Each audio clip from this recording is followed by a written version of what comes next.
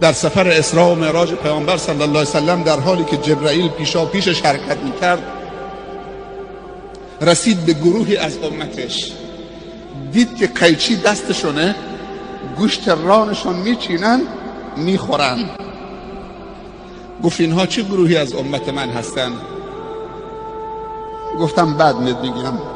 رفت جلوتر دید که یک گروهی از امتش دانه‌ای به اندازه سنگی به اندازه دانه نخود از دهانشون میفته روی زمین، بعد بزرگ میشه به اندازه یک گوساله بزرگ، یک گاو بزرگ.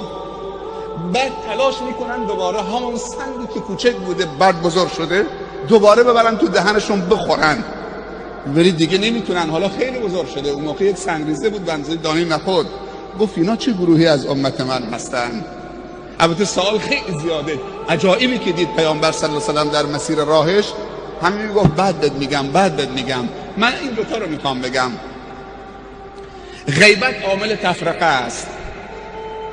گفت اونایی که با قیچی گوشت رانشون رو میشیدن میخوردن، اونها کسانی از امت تو هستن که شغلشون غیبته، به هم زدنه، پشت سر این اون صحبت کردنه، دنبال نقطه ضعف مردم و عیب مردمه. و اما اون گروهی که به اندازه دانه نخود سنگریزه از دهانشون می آمد بیرون بعد بزرگ می شد، گفت اونها کسانی هستند که زنها و مردای عفیف پاک دامن را بهتان می زنند و امنیت و آرامش را از جامعه می گیرند. همونطوری که تهمت به ام المؤمنین عایشه زدن، امنیت و آرامش را از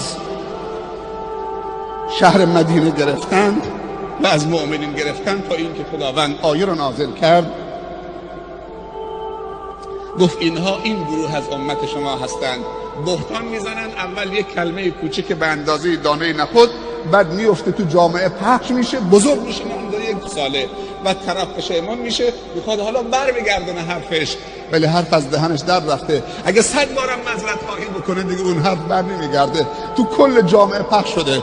خصوصا امروز که دیگه چه وسایل ارتباطاتی خیلی قوی و زیاد در یک چشم هم زدن به کل دنیا میرسانند.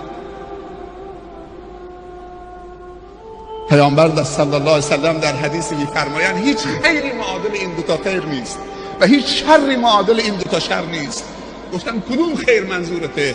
گفت حسن الظن بالله و حسن الظن بالناس، حسن گمان و ظن به خدا و حسن ظن و گمان به مردم.